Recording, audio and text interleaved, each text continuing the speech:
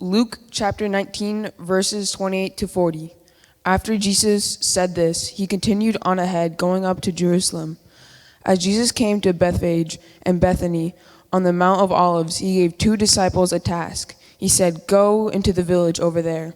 When you enter it, you will find tied up there a colt that no one has ever ridden. Untie it and bring it here. If anyone asks, 'Why are you untying it?' just say, its master needs it." Those who had been set found it exactly as he had said. As they were untying the colt, its owner said to them, "Why are you untying the colt?" They replied, "Its master needs it."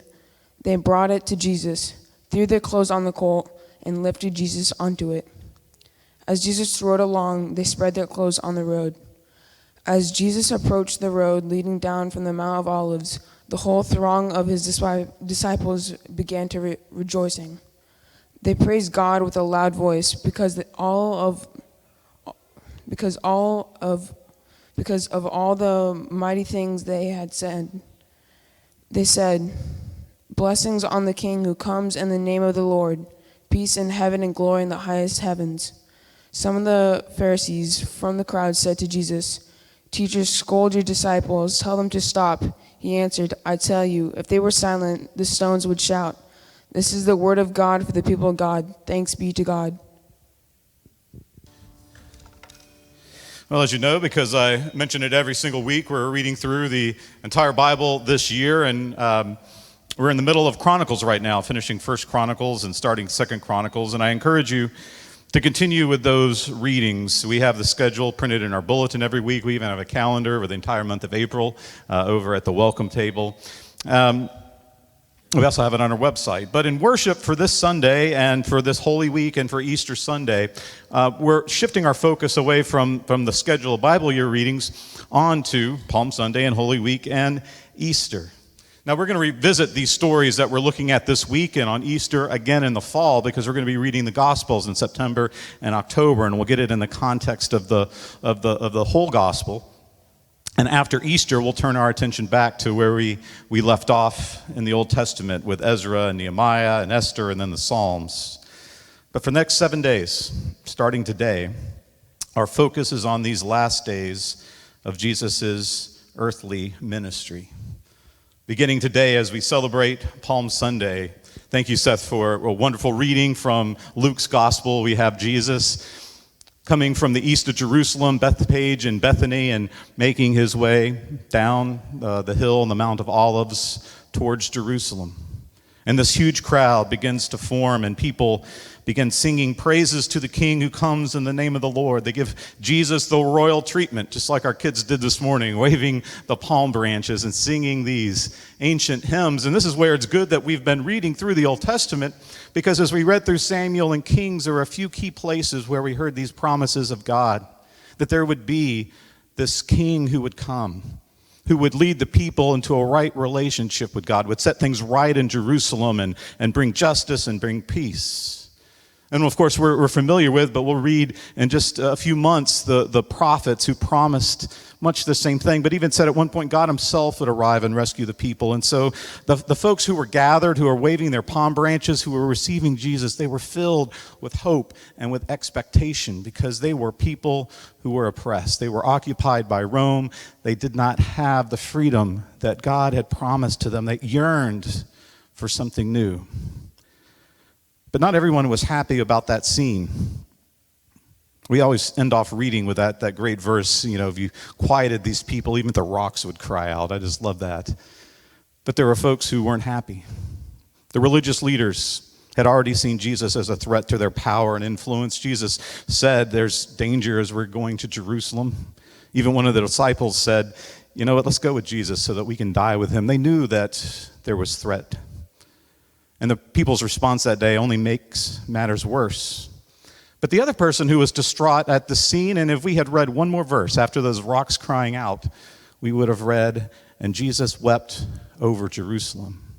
That Jesus himself was already beginning that passion, that suffering. Why does Jesus cry? Well, it's not just because he can see what's coming that week. He was crying over Jerusalem because he saw what was eventually going to happen. He could sense what direction his people were still heading. He knew he wouldn't be accepted as Israel's king. He knows that the people are going to continue down this destructive path. They're going to continue to neglect the poor. They're going to continue with the injustice. They're going to continue with their disobedience. And he knows ultimately they're going to be crushed by these Roman oppressors, and it breaks his heart. He talks about that destruction that is to come. He weeps over Jerusalem. But Jesus is not just sad on that day. As we find out as we keep reading, Jesus is also angry. And we're not used to Jesus being angry, but we see a little bit of that prophetic fire in Jesus. Jesus very much was in the style of these Old Testament prophets. He said hard things to people in power, and he enters in Jerusalem, and he heads straight to the temple. And outside of the temple, in the outer courts, where the people would pass through on their way into the temple in order to offer their prayers and their sacrifices, there were vendors who were profiting off of the religious needs of the people. I know we couldn't imagine such a thing happening today, but back then they were selling the sacrifices at a huge markup. It was greedy and it was corrupt, and it was putting their greed and corruption in between the people and God. And Jesus overturns their tables. He drives them away from the temple. He looks and he sounds the part of one of those firebrand Old Testament prophets. He quotes from Jeremiah. And not only does he quote from Jeremiah, he quotes Jeremiah from the very spot where Jeremiah said it to begin with. In that exact temple court, he said, "My house will be a house of prayer, but you have made it a den for robbers." Just like Jeremiah, Jesus stood in the center of Israel's religious and political power, and he called them out for their rebellion. He called them out for being corrupt. And when you speak truth to power, the power seldom puts up with it for very long. And we're told that the chief priests and the leaders in that community, that those who had power and influence, they began to make plans to have Jesus killed. We read just the next day, Judas go to those same priests, those same religious authorities, and he agreed to betray Jesus for 30 pieces of silver. And suddenly the wheels are turning.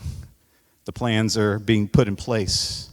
And we're never told why Judas did this. We're told that he did it, but we're not told his motivation. People have always wondered, why did Judas, one of Jesus' 12 disciples, his inner circle, why did he betray him? I mean, was the sum of 30 pieces of silver large enough for it to even be about greed? Probably not. It wasn't that much money. Was Judas somehow disillusioned with Jesus? Jesus didn't turn out to be what he had hoped Jesus would be. Well, that's an intriguing possibility.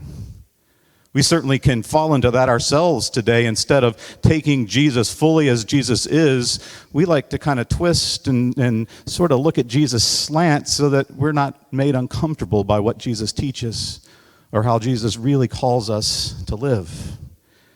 We'd rather just read the parts of Jesus' teachings we like rather than the parts that really call us to account for our sin or for our hypocrisy or to rethink how we feel about things in the world. In other words, we'd rather conform Jesus to our way of seeing the world than allow ourselves to be transformed into the way that God sees the world. It's hard. And sometimes we can't accept Jesus as he is.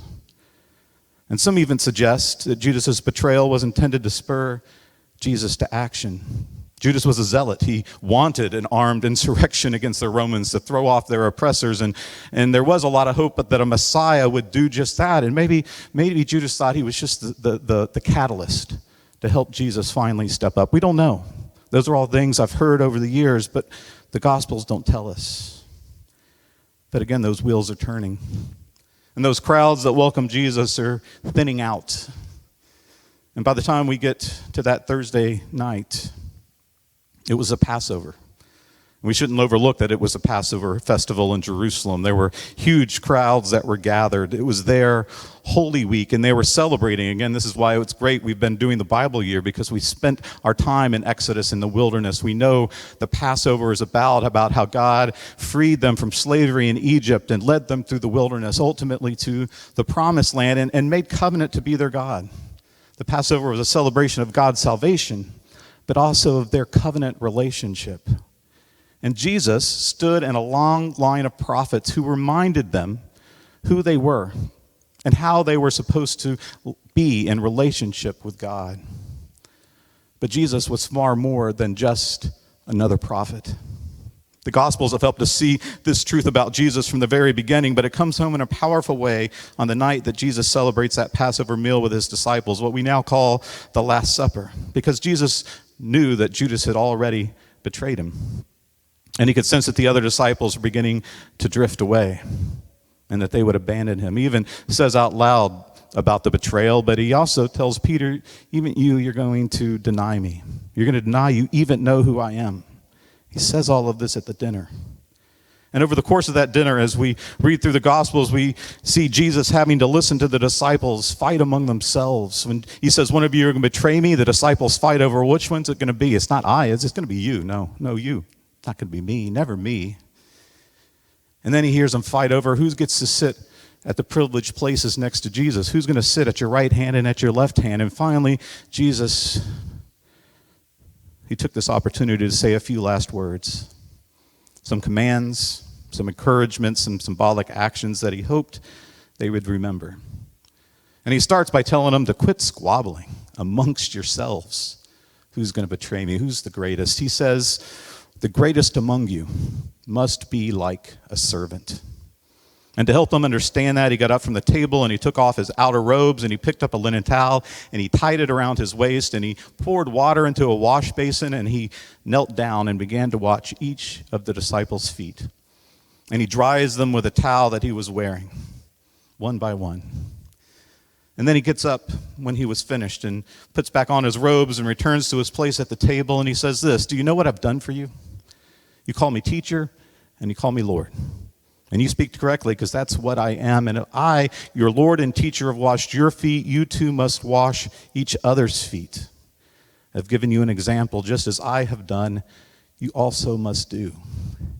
It's hard to fight with one another when you're kneeling down, washing one another's feet.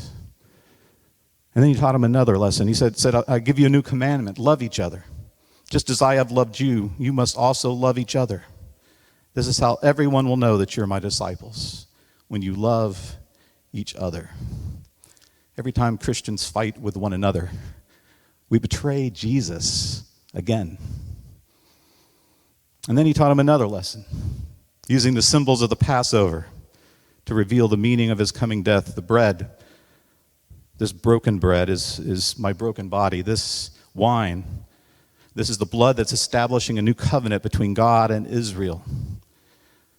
Jesus was going to die for his people. And he was going to open a new way forward. And every time they gathered, he said, every time you gather, break this bread and share this cup and remember the sacrificial death, but also remember the new covenant. And know that I will always be with you. This is a week where we remember these lessons again. And it's important that we learn these lessons again, that we're called to serve one another. That's at the very heart of what it means to be a Christian. A follower of Christ is to serve one another as Christ served us. That we're called to love one another, not for our own sake, but so that others can see the way we love one another and come to a place where they realize that Jesus loves them too. And they're included, and they're a part of this. To remember that Jesus gave his life for us. And to remember that we are not now, nor will we ever be, alone. We're going to learn those lessons over and over because we need to. And we know the rest of this story well. We know that after the meal, Jesus takes the disciples to the garden to pray and struggles with a very human desire to save his own life rather than sacrificing it. We know that that's when the guards came and Judas betrayed him and the religious leaders and the temple guards arrest him. And while the religious leaders can hold him and they can abuse him and they can put him on trial, they don't have the authority to execute him, so they take him to Pilate the next morning on trumped-up charges that he's leading an insurrection. And Pontius Pilate knows that he's innocent and that he doesn't deserve death. He knows that just from questioning him. He even says it out loud, but he's a political leader and he'd rather keep the peace than do what's right, and so he compromises and releases Barabbas and hands Jesus, an innocent man, over to be executed. And Jesus is taken away with 2 other accused criminals and nailed to a Roman execution device that we call a cross. And Jesus loved his enemies to the very end. He offers hope to one of the criminals dying beside him. He even prayed for his executioners, "Father, forgive them, for they don't know what they are doing." And the sky darkens, and an innocent man dies the death of a rebel. And Jesus cries out with the ancient words from Israel's psalm, "Father, into your hands I commit my spirit." And Jesus died innocent and alone. And that's where our story ends for this week, at least until next Sunday. But I hope that you won't leave the story that we've just shared until next Sunday. This week is about following after Jesus and paying attention to learn these lessons again. And so I invite you to enter into this week as a holy week. Take time to read through the Gospels. Read these stories in Mark and in Matthew and Luke and in John. Come to our Holy Thursday service and let's walk through that last meal once again and like we are this morning, share in the body and the blood of Christ. Take time on Friday to go through our Stations of the Cross, where you can take your time, where you can consider each step of the way what Jesus faced, what decisions Jesus made. Spend some time at the foot of the cross, pondering what Jesus' death means for you. Think about the wounds in his hand and his side that was pierced and the crown of thorns that was pushed on his head, his body that was broken, his blood that was shed. But even as you look at that, also pay attention to a heart that was so full of love that he was even willing to die for the one who betrayed him. He was willing to die for the one who denied that he ever knew him. He was willing to die for those who abandoned him. He was willing to die for those who put him to death. A heart so full of love that he was willing to die for you and willing to die for me. And let's remember that Jesus was in the tomb from Friday at sundown until early that next Sunday morning, and maybe just take a little bit of a step back on our weekend plans and spend some time on that Saturday preparing ourselves for what awaits us on the other side of the tomb. What does Jesus' death really mean for you? What does the love that he shared? And as you think about what Jesus' gift in this was for you, the new life, the salvation, take seriously in a new way what it means for how we live. The servanthood, the love, the unity, the good news. This is a hard week, really, to follow Jesus through to Friday. But we know it's worth it because we know what's coming next Sunday. So let us follow in his footsteps.